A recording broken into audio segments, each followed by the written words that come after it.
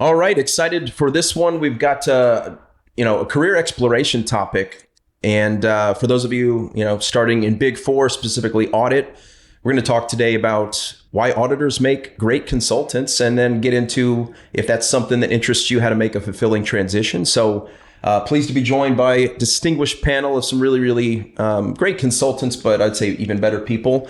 We'll start with you, Melinda. Welcome. And thank you. I'm excited to be here. My name is Melinda Pitcher. I worked in audit for a couple years, and I primarily worked in the financial services sector, and I've been in consulting now for longer than I've been in audit, or almost longer than I've been in audit. So I'm happy to be here, happy to talk with everyone that's here. Glad you're here. And welcome, Mack. How you doing, man? Good. How are you? Doing great. Good deal. Excited to be here. I'm a director in our FAS group here at Embark. I spent a little over 2 years in audit at Deloitte originally, and then I did a little industry stint as well for a few years. Been at Embark now for about 4.5 years. Worked on all kinds of projects. Really like financial reporting and capital markets type stuff, but I've done all kinds of stuff. Well, welcome. Thank you. And last but not least, MP. What's up, MP? Thanks for having me back. I feel like you keep inviting me back, so I appreciate it. Nice to be with y'all. Jason Larkin currently serves as our Dallas market president here at Embark.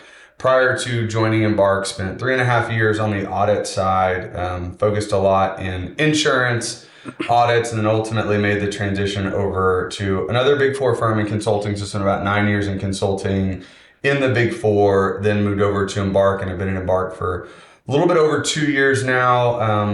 Done some consulting, and now primarily focus on our team here in Dallas, supporting them and continuing to expand our hospitality footprint across the entire firm. Welcome back. Always glad to have you. Yep. And I'm excited to dive into this topic. Obviously 3 fantastic consultants, but I think each of you have a very unique perspective and different approaches. So hoping we can sprinkle that in as we go. But I do want to talk about, I've heard this time and time again, surrounded by ex-Big Four here at Embark specifically, but audit is a great place to start your career. And I want to make sure we talk about that. From your experience, Melinda, what did you get from that experience, and how did it help position you for, not only consulting, but really whatever you might want to do?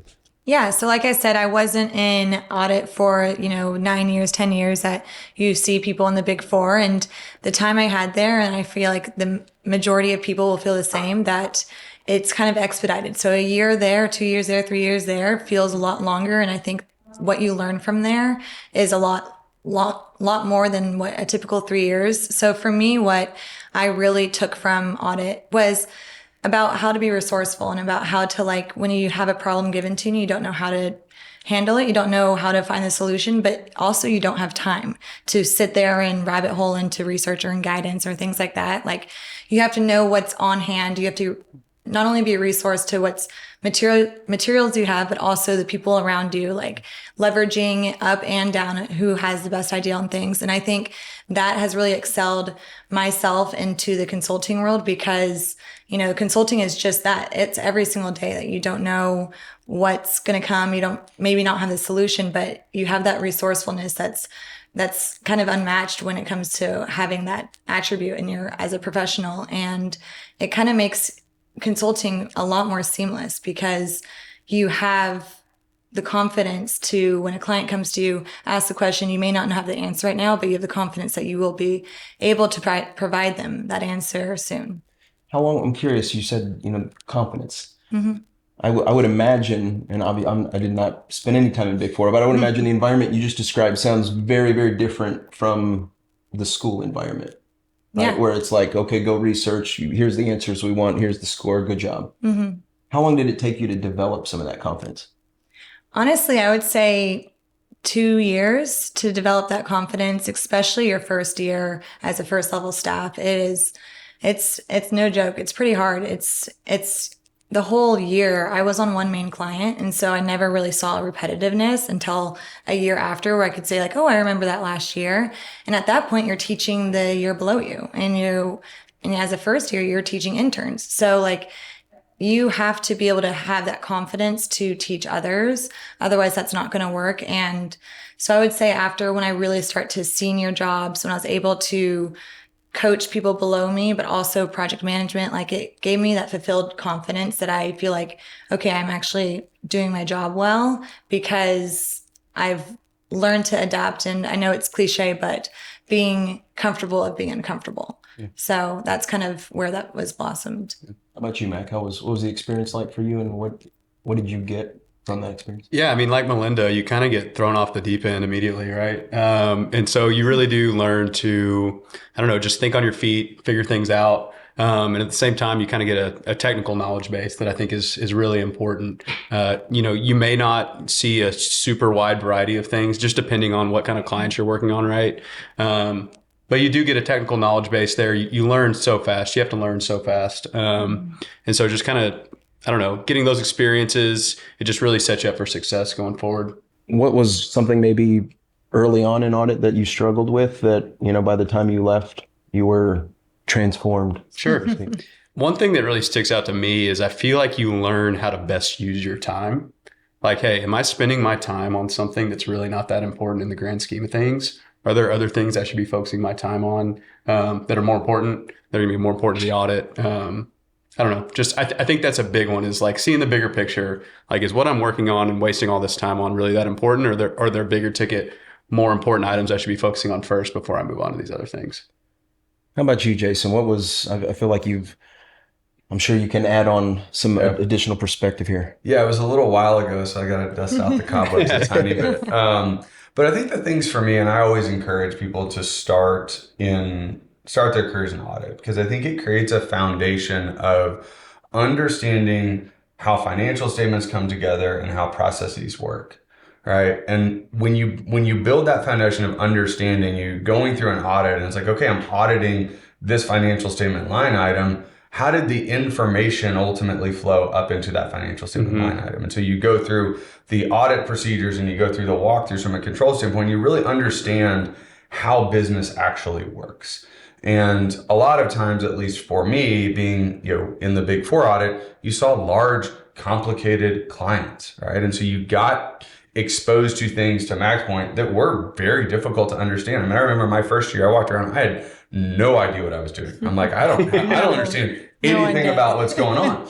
And I love the way you put it. Like, you get back that second year, you're like, oh, like I do actually have some idea of what's going on. I remember when I first joined, I looked at my manager and I thought they were the smartest person in the world because they had all these stuff memorized. And then I get a couple years in, I'm like, oh, they've just been doing this for a while. They're not actually as smart as I thought they were. But it instills in you that confidence of like, oh yeah, like once I understand those foundational building blocks, I can then be more successful moving forward. And the other thing for me that it taught was just a level of work ethic. I was and always have tried to surround myself with people that are smarter than me. And I think in Big Four where I was, that was always the case. There was a lot of people that had incredible educations, knew everything about the accounting standard, and that forced me to work harder. And that work ethic is something that I learned. It was developed through sports and different things growing up, but was really reinforced in a business sense, being in the Big Four and being surrounded by people that were really, really smart and worked really, really hard. And in order for me to be successful, I needed to focus on those things. And that, again, that foundational framework was important for me to start my career. And I would imagine too, just working in auditing big global companies and some of the stakeholders that you had the opportunity to meet too, maybe even just from like a communication standpoint, and being able to go from this like running around with your chicken with your head cut off, and then getting to the point where you have that familiarity and confidence. And on that note, like all of what they've said is totally true about knowing like the broader picture, knowing the technical, knowing the processes. But a minor note that one may be overlooked, but I think is extremely valuable, is what you kind of talked about just now, is like the communication aspect, like documentation, how to even write an email, how to be able to succinctly communicate what your findings are or what the problem is, or be able to hold a conversation with the client that may have double the years that they have on you and be able to professionally hold a conversation and get to an end goal together, I think is something that is really taught in Big Four. And that is like, I remember my second year, I'm only a second year at this point, and I would look at documentation. I'm like, who wrote that? And it'd be me, And I'm like, well, that's great. Only 1 year, Yeah. and it's each year you get so much better at that. And it's honestly an art. It's a language that you have to learn, and it's not taught to you in school and things like that. Yeah, and I don't want to pile on, but one more thing that I think is interesting, kind of playing off what both of you said, as like a second year, you may be the main point of contact with like the CAO of a big client, CFO of a big client. You're interacting with people who have had, who knows how many years of experience in their field, right? And as a second year, you're already learning how to have those conversations, how to communicate information, and be the main point of contact with people really high up in your clients. Yeah, I was the foundation I think speaks for itself. I mean, that foundation, we've talked about this, we've done blogs, we've done webinars on this, but it really does open just about any door that you could have the curiosity to see what's behind it. There's been articles published just, talking about just the shortage of accountants. And then also, I think I saw a headline, 300,000 accountants and auditors have, left their jobs since I think it was like 2021 or 2020. Some of those reasons, are probably, common knowledge, but I would be curious just to go around, what great foundation, lots of great people can catapult you wherever you might want to go. What are some of the reasons why maybe, Mack, you started to think, I wonder what else might be out there for me? What kind of prompted that? Yeah, for sure. So I don't know. I had, it's kind of like the typical audit thing, right? Like you're doing the work and you're kind of doing a little bit more each year, but kind of still doing the same thing, I feel like. And so I got to the point where I was like, hey, I enjoy client facing work. I really love that aspect of it, but I need to see what else is out there. I don't feel like audit is the end game for me. I feel like I'm not the enemy of the client, but I'm like checking their work, right? Like the end deliverable is like not really anything that I felt like add a ton of value except for a piece of paper and a signature, right? And so I started to look elsewhere. I worked in industry for a few years, and then I have a little bit different path than Melinda, coming straight from Big Four to consulting. So I went and worked in industry for a few years, kind of got into the month-end close type work, that kind of stuff. Quickly realized that also was not for me, just repetitiveness. Then I kind of reflected and said like, okay, there's things that I definitely miss about the Big Four world. What are they? Looked at it, really enjoyed the culture aspect of it. Like, although working a lot sometimes and maybe you don't feel as cared for, there still is like generally a pretty good culture within teams and groups at Big Four, right? Mm-hmm. So really enjoyed that. Really enjoyed the client-facing work, the project-based work, right? I felt like that was really fulfilling. Felt like you got a chance to learn a ton really quickly, really develop your career. So I kind of sat back and reflected on that, found Embark. I think we kind of take some of those things that the Big Four offers and do them really well here. You said something, and it resonated with me, but I think when we start our careers, it's like, who am I? What am I supposed to do? And it's almost overwhelming. Yeah, but then I think there is some value to like slowly but surely crossing things off the list, and you start to learn a little bit more about yourself. Yes, for sure. And then as you've all mentioned, by spending a little bit of time, you stuck it out, so that thickened your skin a little bit. But then B, you started to maybe appreciate some of the nuances that you never could have very early on. For you, Melinda, what changed or what changed within you or what changed in your environment that prompted you to maybe, let me see what else might be out there? Yeah, like Max said, the teams, I would say standard teams at Big Four, they're usually great. And that was the case for me. I had a very large audit team and I loved each and one of I loved learning from them. I loved having friendships with them. I still talk to a good amount of them today. And so that wasn't something that I felt like a culture was not a fit and things like that. Like there's obviously something that happens when everyone's working X amount of hours, but that's not because of them who they are, And so I had a great time with them. as personal and as their people. But I found myself kind of similar to what Mack was saying is like, I really wanted to help the clients like implement change. And, you know, if you're in 2023, you're auditing 2022 and they're working on 2023 things. And I wanted to be on that side of things and not, oh, well, you did it wrong or you did it right. I want them to be able to ask questions. How do I do that? And more of like the application portion. I had a great chance and the last year I was there, I had probably one of my favorite clients that I worked on, and I had a lot of client facing attributes of that. And something that stuck out to me was he said that he put a conditional format on his email that whenever I emailed him, if he didn't respond in 15 minutes, he'd get an alert. And I was like, well, that was kind of, you know, you don't need to do that. Although I do know I'm the auditor, and that's just the nature of the game and you're the auditor. And being in consulting now, I see that with our clients, how they, you know, perceive their auditors. And it's true. It's a fact that has to be that way because they, you know, they are checking and they're regulated and all of those things. But I didn't want to be that. I wanted them to be, you know, kind of excited for my email or, you know, will call me without, you know, necessary or something like that. And so I kind of wanted to be on like the same team instead of against my client. How about you, Jason? Yeah, I mean, I think the two things, and they're going to be very similar. One was the desire for me to get to experience different things and be challenged in a different way. Like audit is challenging in its own right, but the areas that I saw myself continuing to develop and grow on the audit side were more technical in nature, understanding specific standards, understanding specific areas from a financial statement perspective. And I didn't place as much value on those learnings as I did other areas around project management, around communication, around building relationships, right? And so seeking out those opportunities to continue to develop, but developing in different skills than what I had been developing in audit. And then the other big piece of it for me was, you know, as great as you can be at building relationships and caring for people, when you're an auditor, it's an adversarial relationship, and I don't care what anybody says, how great you are as an auditor. I've tried. You're still an auditor.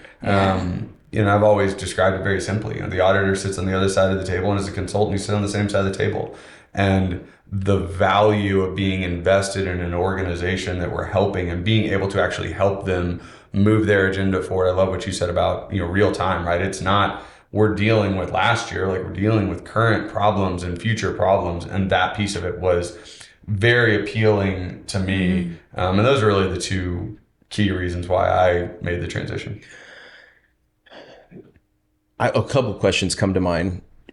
Now that you're all at a consulting firm and you think about your peers that have come over from Big Four, do you think each of you said something, you know, your words, but it was all in the same ballpark of wanting to sit on the same side of the table as the client and actually be able to like solve problems and help that business get to the next level, help that team or individual get to the next level?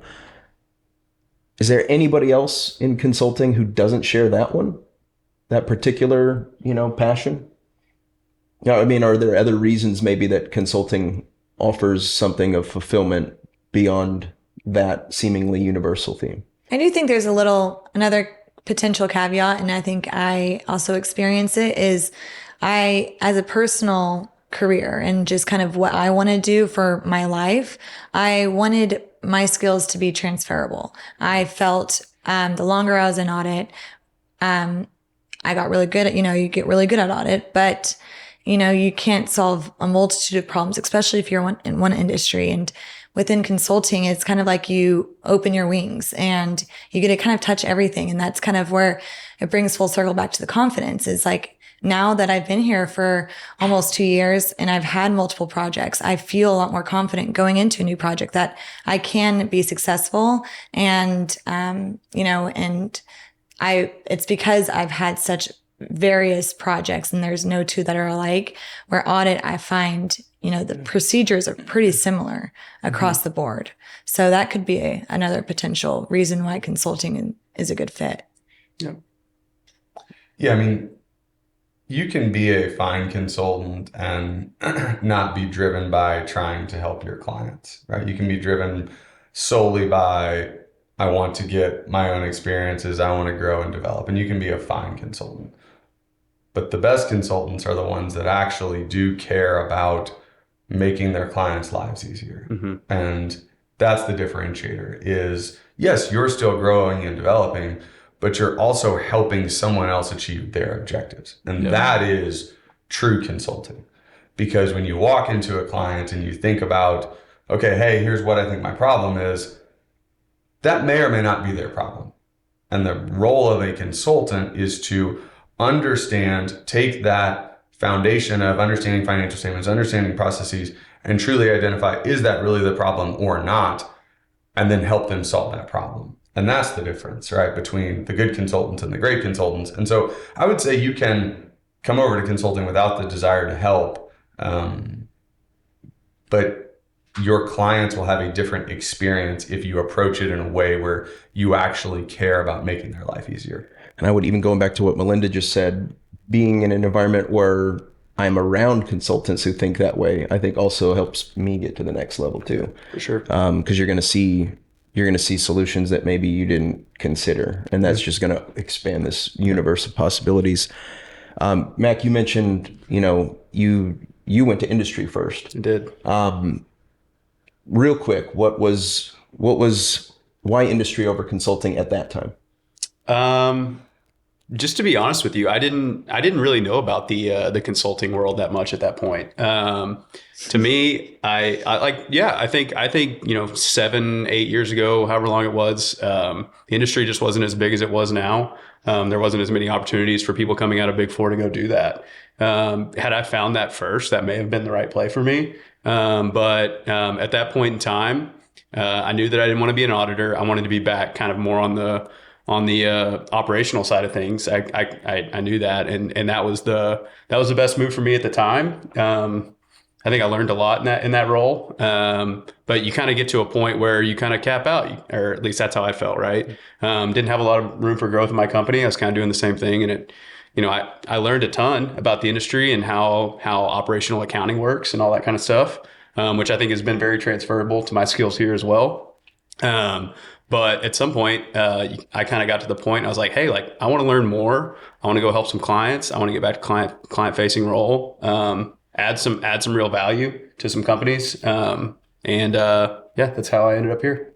And one of the things I would say, for those listening, the one area that as I reflect on my experiences that I definitely don't have is that industry role. And, as I have come here to Embark and interacted with so many people like Mack who sat in industry, there is a lot of value in having that experience where you truly sit in the seat, right? I've been doing this long enough that I can empathize with people, but the reality is I've never sat in the seat of a controller, of an accounting manager, of a senior accountant.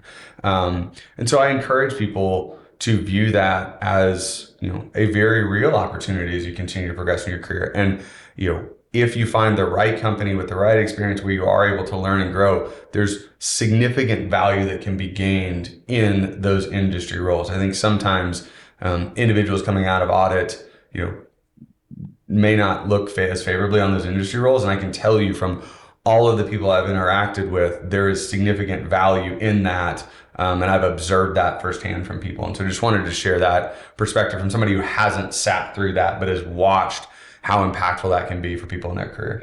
I'm curious, Jason. I feel like somehow, some way it was, I don't know how to articulate this, but what you're passionate about was so powerful that you were going to end up here or some other name, but doing the exact same thing. It was just too strong of a force. Did you ever consider industry? And if so, why or why not? No.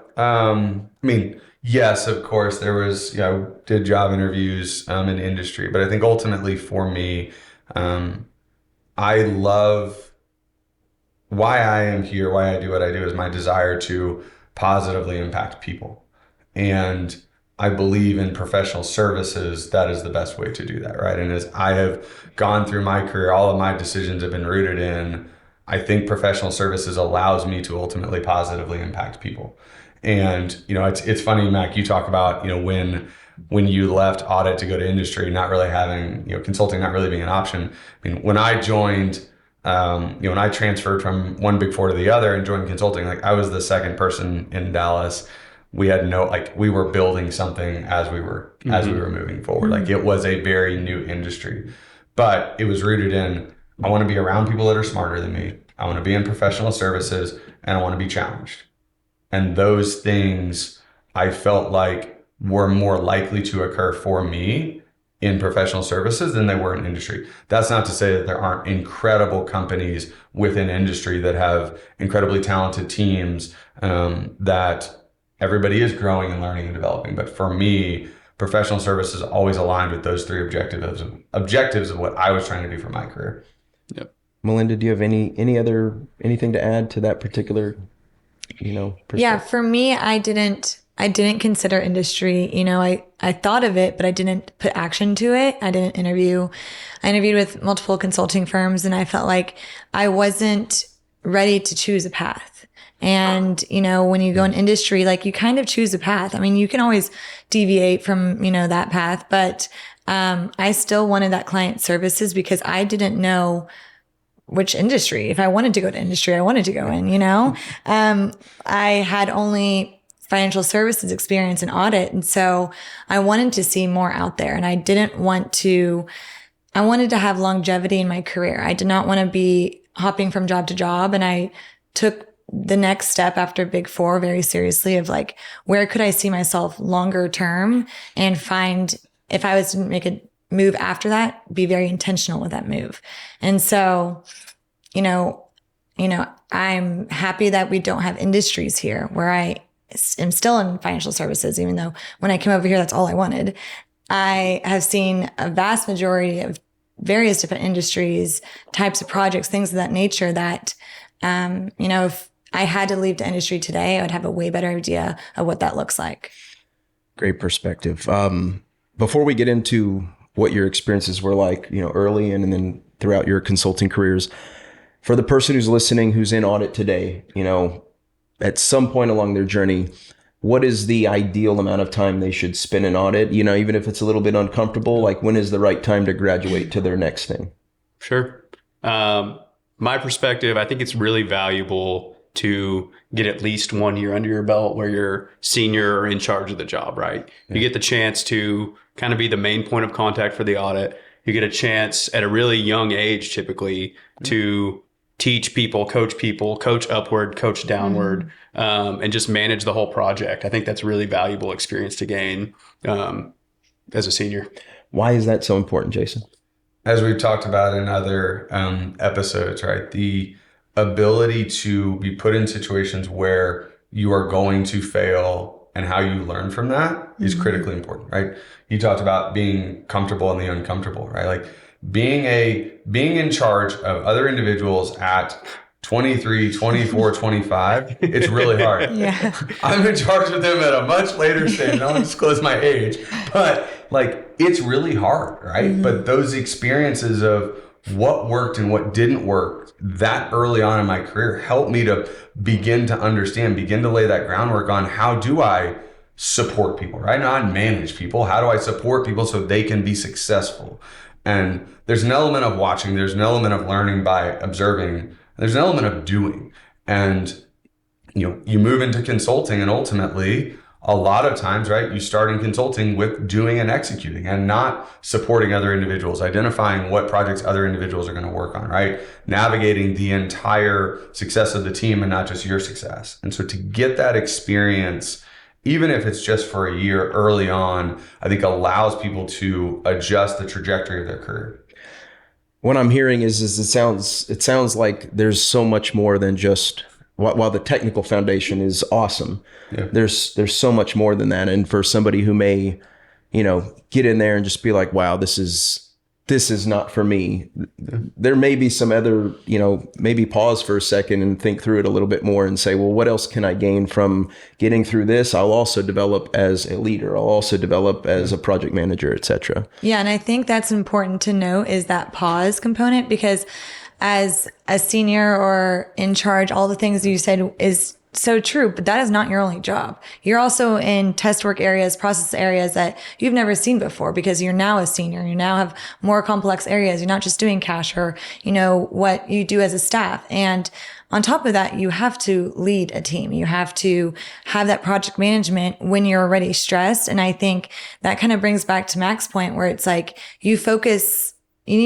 time is valuable and what you do with that time means everything. And I think if you're still in audit today, taking that pause is necessary because, I hear it all the time over here. Like, you're not saving lives, but you can change the lives of your team members.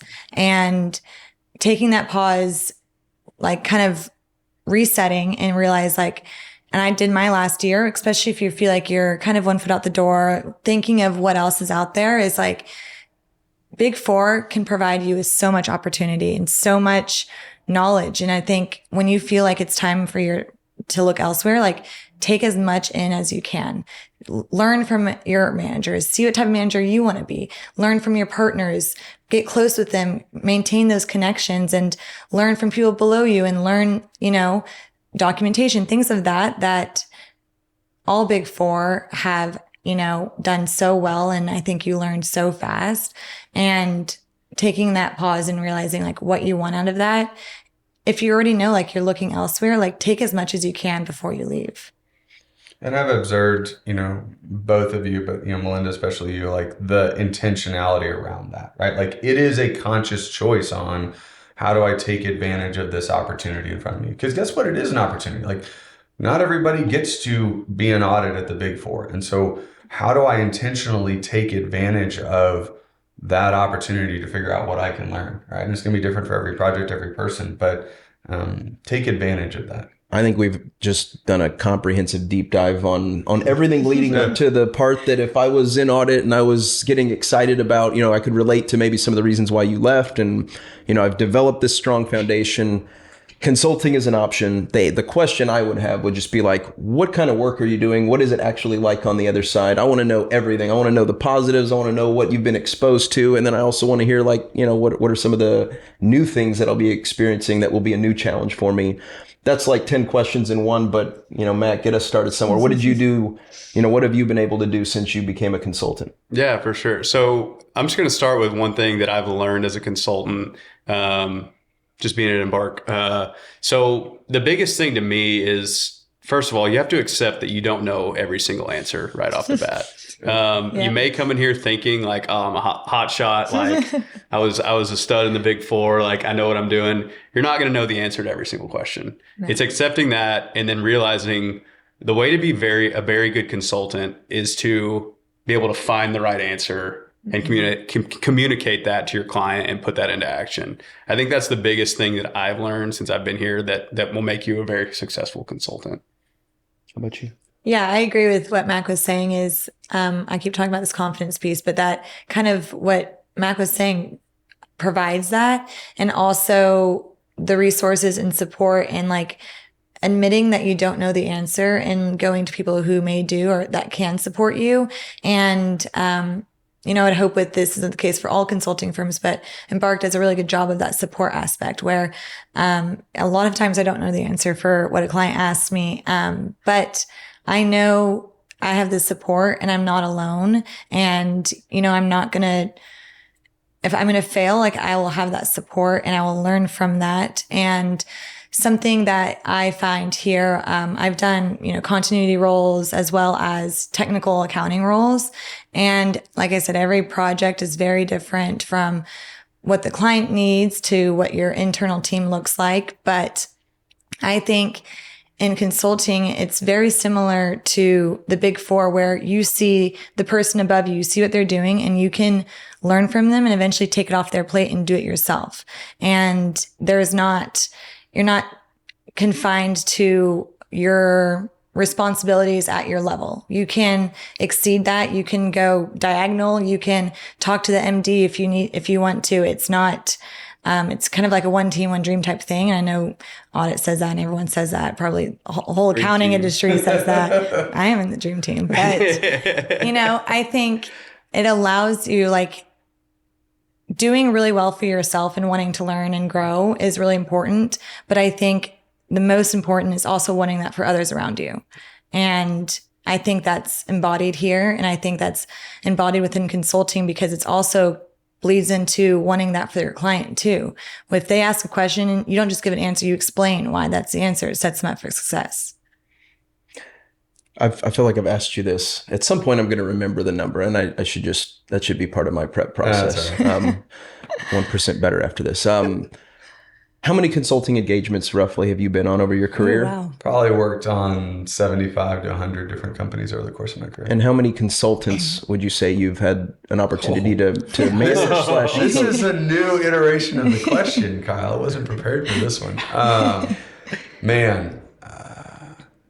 Probably, I don't know, 100, 150. Like a lot of those were the same team across multiple clients.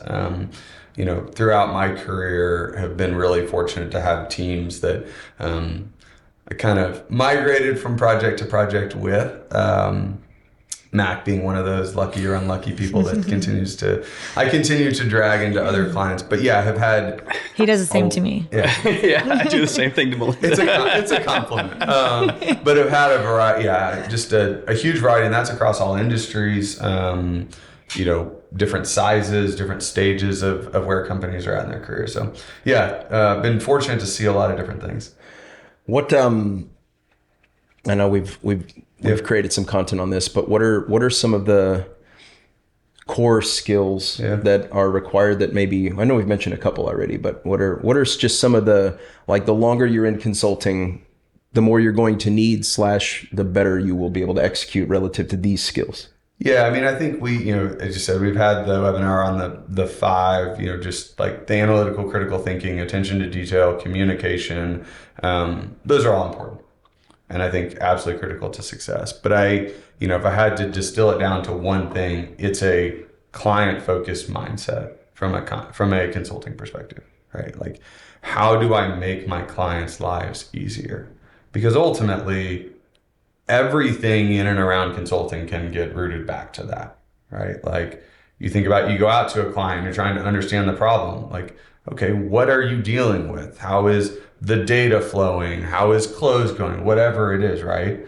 If I'm framed in the context of how do I make my client's life easier, that is consulting, right? And that can be done both internally and externally, right? Like when I'm working with individuals on projects, right? When I was in the Big Four and working with partners in consulting, being on calls and hearing like, hey, we need to go do this. Okay, perfect. I will take that off your plate. I will make your life easier, right? Like this mindset and this notion about how do we be consultative in our nature about how we engage with people? Because ultimately, if we make their life easier, if we solve their problems or help assist them in solving their problems and achieving their success, we will have success as consultants, right? And it starts with that mindset. There are tools, there are tricks, there are a number of things that Mack and Melinda could go through from a tactical perspective on how to do that.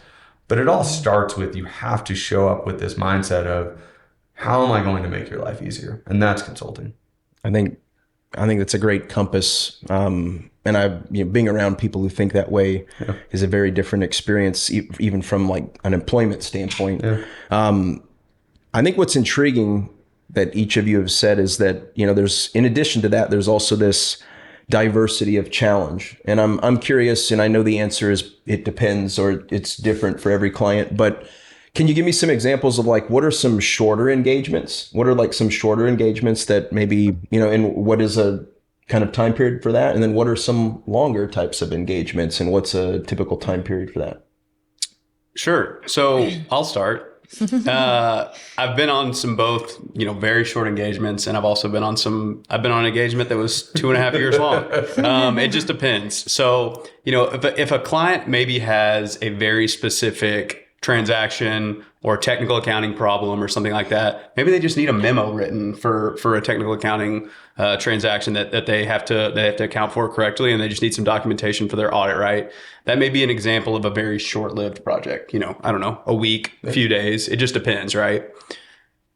I've had another client who, we basically were their go-to special projects in the accounting space team for over 2 years.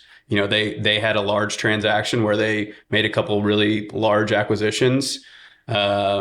and they just didn't have the staff or the expertise to kind of keep up with everything that came along with that, whether that be helping them prepare their financial statements, monthly close, process improvement, right? Like helping integrate that acquisition into their company from an accounting perspective, to, you know, helping them with a new ERP implementation, to sitting in an accounting manager role when somebody left. You know, it just, the list goes on and on. But that, you know, those longer engagements, I feel like, are where you really kind of get to learn a ton. You kind of see the entire business, right? And you kind of hop from thing to thing, and really get a really good breadth of knowledge and help the client in a lot of different ways. Is that pretty common on a longer engagement? That is, there's still going to be a multitude of different projects, or are there?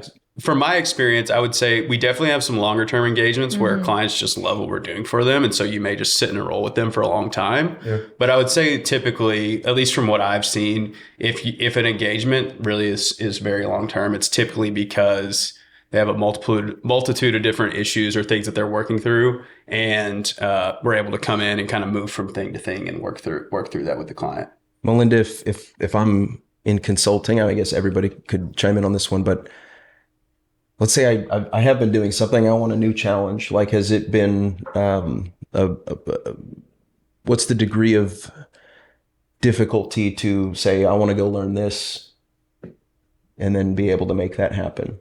So like sought it out. Yeah. Well, I mean, and I guess just even as a firm, like you're going to have new clients coming in, you're going to have different opportunities that present themselves. But is it challenging at all if you're the kind of person that seeks variety to be able to find that? No, not at all. I think that's a huge parallel between consulting and Big Four is you're constantly learning. I mean, there's probably every single day there's something that I'm learning, you know, Mack knows for sure. And I think that really helps like with your growth. Like I'm a very different consultant I am today than I was 6 months ago. And I will be in 6 months time from now too. And I think that's forever continuous with everyone here. And when it comes to clients' work, I love the saying that the accounting and finance world is small, because it really is.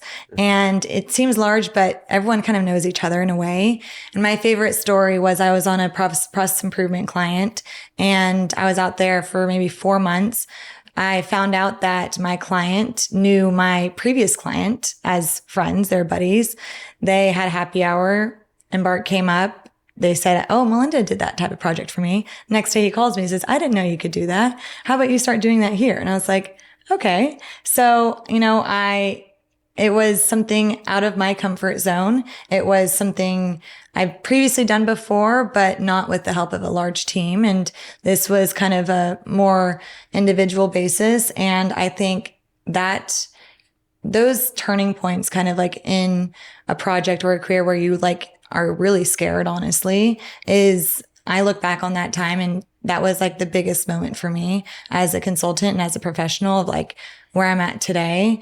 And I think those stories or those scenarios happen a lot within consulting and is just can come to you. And kind of what Jason was talking about earlier, it's like seize the opportunity. It's presenting yourself. I could have said no, but I knew I had the support at Embark and within teams that I could be successful in that. Just to tag on to that, consulting is hard. Like you get put in difficult situations. You talked about it, you know, Mack, the being comfortable not knowing the answer, right? Like oftentimes there are unique challenges we're trying to solve with our clients, and we have to leverage previous experiences and transfer like, okay, I had this experience, or you know, a team member had this experience at this other client in this other industry or whatever, right? How does that transfer to this specific problem? But that is hard and that is challenging. And I've been, you know, in and around consulting for 11 years now. And some of the most challenging projects have allowed me to grow at such an accelerated rate because I've been put in situations, right? I can remember one where we were dealing with, we were trying to do lease accounting for 700 properties. And so we had literally people working around the clock. So we'd have, okay, you do these 40, then you do these next 40. And we had individuals, offshore resources. We were literally going around the clock for 2 weeks to get all this done.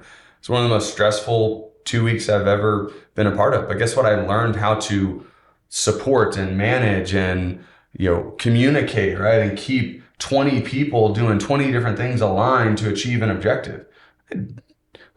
I didn't know how I was going to do that when I first started, right? And I had, to your point, the support to ensure that it was successful, but I was also challenged to learn and grow and get better. And that experience has made me a better person. And so I think that's the thing I've loved the most about consulting and why I continue to be in this space is we get to help clients, but we also grow and we are challenged and we are put in very, very difficult spots. And I think it's important to call that out for people. Like, this is not easy to do every single day, but the value you get to yourself and your career is so significant. And for me, at least, has been so worth it as I continue to progress in my career. I'm almost getting goosebumps because I've got this inner entrepreneur streak inside me. And I've definitely failed a lot pursuing some of those interests. In part, though, because I didn't have a lot of support. Yeah. Also, in part, because I didn't have some of that perspective that you could take from one project or one situation that you can, maybe it doesn't directly apply, but there's something that you gain from it as a leader or as a problem solver that you can take in the next one. What sounds really cool, though, from a consulting lens that appeals to me as that entrepreneurial streak is that you also have the ability, you talked about the difference between a consultant who can get the job done and like a great consultant is somebody who's thinking about serving the client. So I'm thinking somebody coming to me and saying, this is our problem, this is the solution we're looking for. But then a really good consultant being able to think, well, what would actually create the most value for this person? And maybe even through that process coming back and saying, well, here's an altogether different solution and here's why it's best for your business and here's how we would execute it. And essentially creating projects. Yeah, you can actually be creative, and that's not common. And then all that, as you mentioned, opening doors later in your career, both as a leader, but also just different industries. I real quick want to touch on this, and so maybe one of you can provide some commentary on it.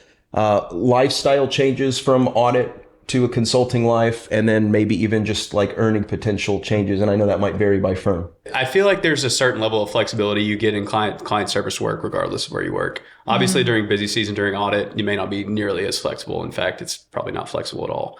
But I feel like, here we have busy times. Like it's the nature of the work, right? We're client facing. If there's a deadline that we have to meet, sometimes there's going to be times where maybe your work and your life aren't as flexible as others. But definitely not on like the same schedule as like an audit would be. It's not like, hey, like from January 1st until April 30th, we're working, 11 hours a day plus Saturdays and Sundays if we need to, right? Like we're never in a situation like that. There may be times, like I said, where we're busier and you may have to put in a little extra work and it's going to be a grind to hit the deadline. But there's definitely a lot more flexibility year round in the role that we sit in here. Yeah, and you're not burnt out. You're not like on month 3 going, it's like you have a week here and there where you have a push. So it's like, it's not hard to do because it will be done and it's not forever and it's not even for 2 weeks, and it's like, it's a lot more attainable where you're like your mindset is just more at ease throughout the year. You could go on a spring vacation if you wanted to. It's not, I had this feeling of in December, like kind of anxiety, like, oh, I know what's about to come and there's exactly nothing I can do to stop it. It's going to come regardless. And, around the holidays, I knew it was going to happen. And almost that feeling was worse when the actual busy season was, end of day, you're still have the camaraderie with your team members, things like that. But just kind of like that overlooming doom I had, was tough for me. And here it's, like I said, it's more constant year round. You have your blips here and there when it's necessary, but honestly, like makes you feel good to like tell the client, like we got it done, and they're most of the time working with you late at night as well. And so I think everyone talks about work-life balance in Big Four, no one has it, but like that's kind of a given. And I think kind of what Mack and Jason said earlier, like creates that work ethic, and so whenever you do kind of have to push here or in consulting, it comes natural to you now. And I think the earnings is like, I think what I talked about earlier is you can do a lot with consulting. And so I think that springboards you if you want to do an industry, but also within consulting, it's a client service, but it's not regulated like auditors are. And I think what I said earlier, you have more longevity. At least personally for me, I have more longevity here, which then in turn makes larger earnings potential.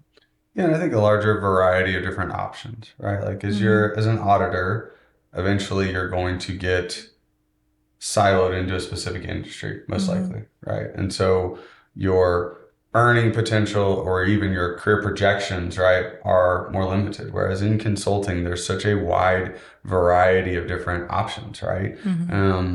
And I think that's the biggest thing, that it enhances your potential earning potential, both within consulting, but also if you do end up deciding to go outside of consulting. The only other thing I would just hit on from in my experience on consulting is I think it is more seasonal in nature, and you don't know the seasons. And that has been an adjustment, right? Like you go into audit and it's like, I could tell you on January 1st, the weeks that are going to be busy and the weeks that are not. I can't do that in consulting, right? And that's different. And, I think it's important for me, and as I try and figure out how to, integrate my work and life, because, my life is very important. And so integrating those two, it's being open from a communication perspective. Hey, just got put on this project. This is what it looks like it's going to be. Communicating that to the team, communicating that to individuals outside of the organization, right, that are important to me, so that we stay aligned, because it's not known at the beginning. And so it does require more effort to communicate that, but it allows you to better integrate. And it's like, okay, I'm going to go take a vacation in February. I'm going to go take a vacation in October, or whatever time period, right? But it is harder to balance or to integrate in some respects, because it is more unknown, and that's okay, right? Like I like that for me, that it's not like I know exactly what I'm gonna get every single year, because there are some times where you get on a project and it's like, all right, next 6 weeks, like let's go. And that, right? And that's okay. And I love the way you framed it, right? I've got that mindset and work ethic that like when it's time, it's time. And then on the back end of that, I do have a little bit more flexibility to lean in on the things that are important to me outside of work, so that there is that integration of those two components. You mentioned something earlier is, when you're sitting on the audit side, there's kind of this like adversarial relationship. In consulting, more often than not, I mean, you're sitting on the same side of the table, but, there's an infinite amount of different types of people and personalities out there. What is the spectrum of, client relationships? And I imagine even like the longer you work with somebody, the better you build relationships, which is something that's really important at Embark. Likelihood that's probably going to improve, but just to paint a complete picture, what's working with lots of different types of clients, what are some of the biggest challenges, and generally speaking, how are those relationships? It just depends person to person, really. Like some people, we may go out to the client first day and they're just so happy for us to be there that like instantly the relationship is great, right? They're like, hey, I know this person is coming in to help me solve an issue, solve a problem that I need help with. And so instantly, that relationship is really good. And then you start doing great work and it just gets better. There's situations where you go out to clients and, maybe they're a little skeptical of what you're doing there. Like you're not the auditor, but like, hey, like I'm still bringing in an outside party in here to come help me do this work. I haven't seen their work before. Yeah. Like, you kind of have to build that relationship, right? So it really just depends person to person, project to project. But I think the key is, building that relationship with, just a personal connection, but then also backing that up with excellent work just really helps build a really strong connection with the clients. And how do you, I imagine, the CFO, the CAO, is maybe the ultimate decision maker that's choosing to move forward with a company like Embark or another consultancy. But you've also got the dynamics of the people that may be on that team that you're working with. Yep. What's that been like in your experience, Melinda? Yeah. So I've had some clients where the main client point of contact maybe is like a tougher shell to break, per se. And as well as, especially in continuity, you're kind of like engulfed as an employee there. So you talk with a lot of the employees of your client day to day. And I think not only providing excellent work, stepping above and beyond, making their lives easier, but also like having that camaraderie is so important. And that relationship kind of changes the whole project, changes what they can feel comfortable with providing you or have confidence in you. And so knowing about them as individuals, I think is really important. Not just right when you get on a call, okay, so here's what we're doing, X, Y, and Z. All right, thanks, bye. It's like we're both like having the same goal. So knowing like, oh, how was your son's graduation last weekend, and talking about that. And it kind of removes the anxiety or frustration that they may have, which is the reason why Embark is out there, for that they feel comfortable that we can help and we can provide that help. And I think a necessary component is to provide the excellent help that Mack said, just to instill that confidence.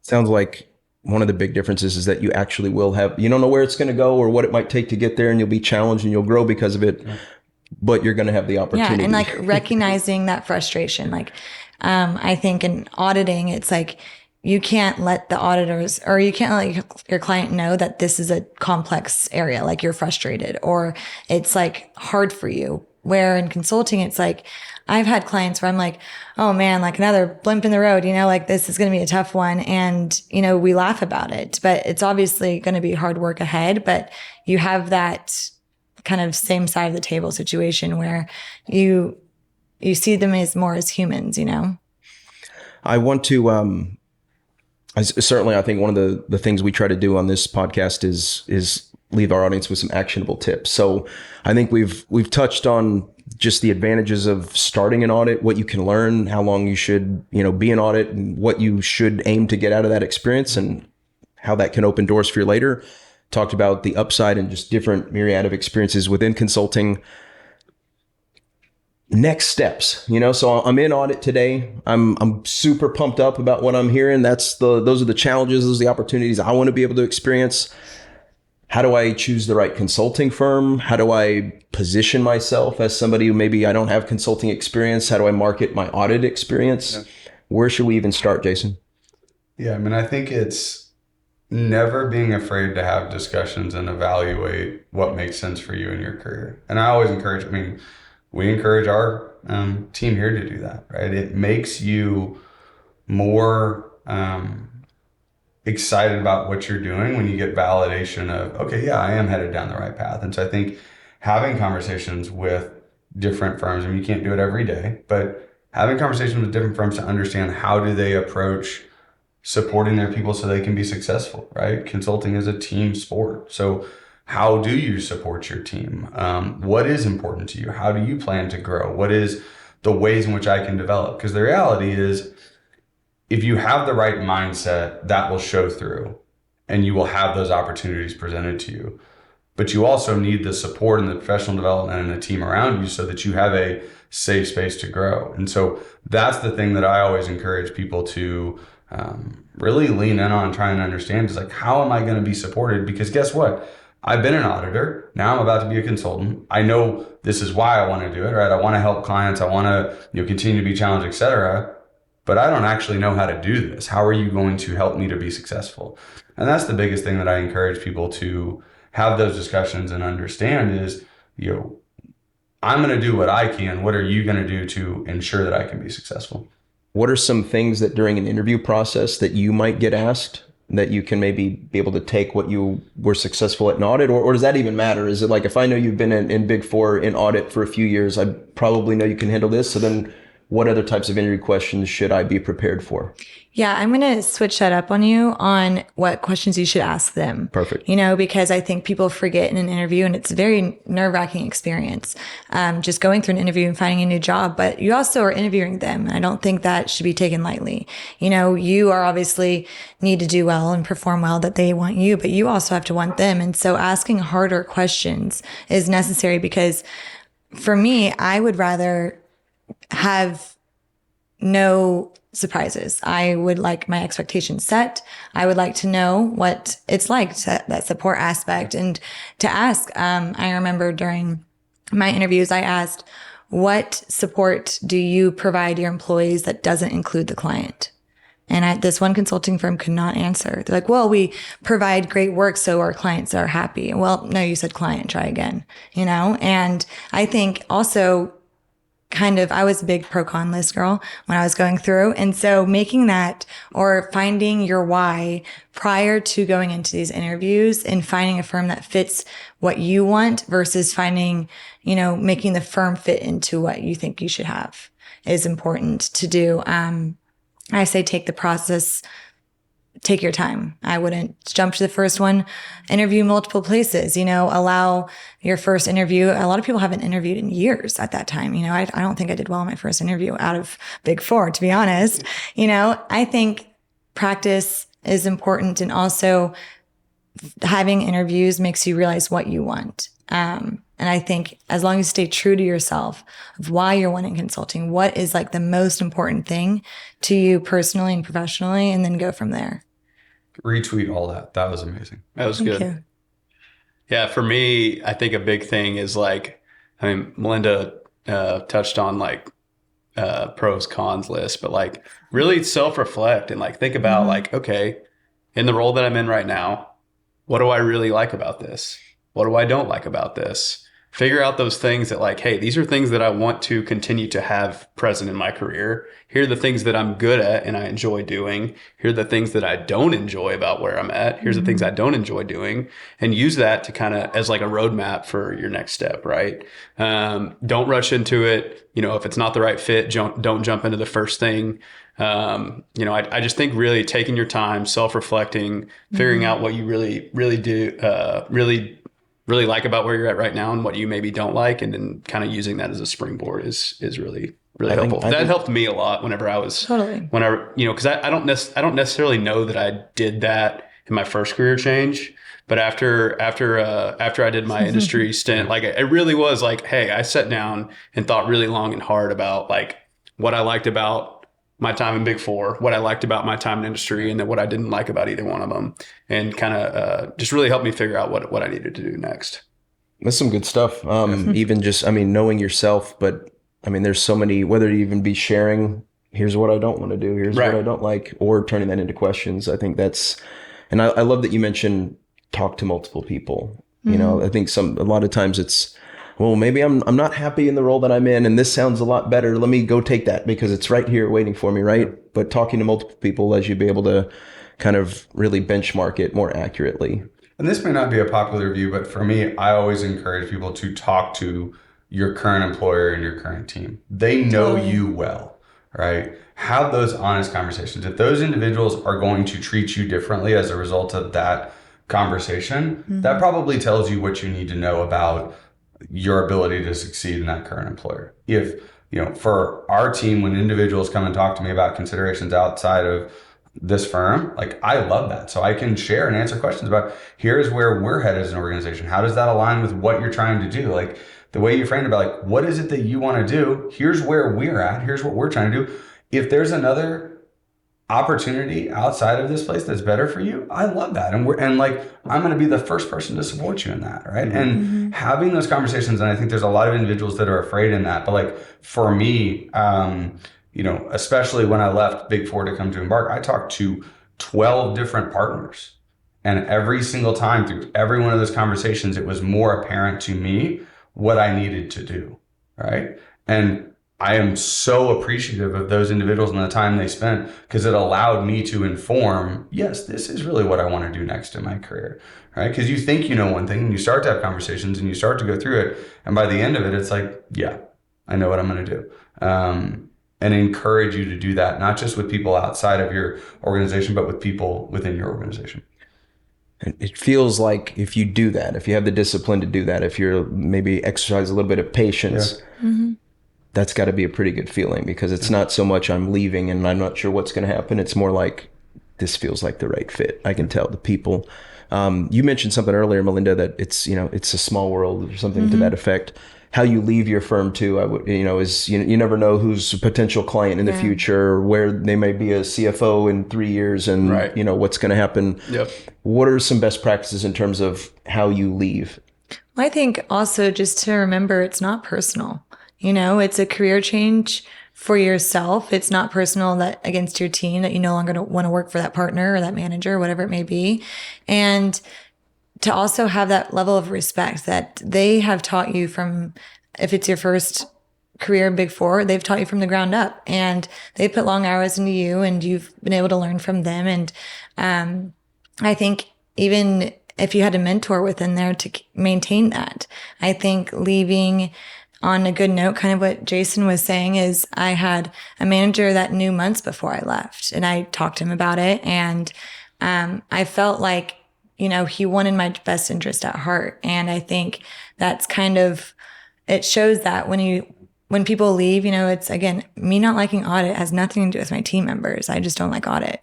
And I think a lot of them saw that, they obviously want you to stay. They like you as an employer and things like that. But I think also maintaining that relationship when you leave is important too. Because if you really like your team members, like, stay friends with them, be able to talk to them. Like, you never know where that can take you. And I think it should be the intent of maintaining a relationship, not the intent of maybe one day they can do something for me. I think that's important to recognize. Well said.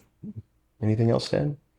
But just be intentional about when you're choosing to leave. You don't want to burn any bridges. You don't want to leave in the middle of busy season and leave the team high and dry. Don't do that. That's the only thing. I think Melinda said it really well. That's just the only thing I would add, is just be intentional about when you decide to make a change, and just consider others around you as well.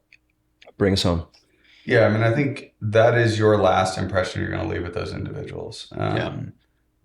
And for me, in both transitions that I've made in my career, I made a decision to have a very long transition time. It was very integrated into projects that were going on. And I approached it from the standpoint of, hey, I want to ensure that you all are set up for success moving forward. And I had, in both cases, multiple months, of transition time. And yeah, it was hard to still show up every day to work, knowing that, like, I'm leaving this place, but they had invested so much in me, and I am where I'm at in my career, in part because of them, in part because of the work I put in, but in part because of them. And I owe it to them, right? To honor that relationship and their time in a way where I'm going to leave it better than I found it. I'm going to ensure that they're set up for success as they move forward. I can tell you that in both of those situations, not just from a business standpoint, but from a personal standpoint, those relationships are still very strong. I still interact with multiple individuals across multiple firms. And I do think it had to do with the way in which I left the firm, and the transparency and the honesty and the commitment to the very end. And it was hard, like, there's no doubt about it. But I think it's very important to lead the right way, because you don't know what's going to happen as you progress in your career. Well, Melinda Pitcher, Mack Martinez, Jason Larkin, it's been a pleasure. I think this has been a rich conversation. I hope our listeners just a lot of really valuable things to consider in their transition. So I just want to thank you for your time and for your insights, and let's do it again soon. Yeah. Thanks for having us. It was great. Thanks for having us.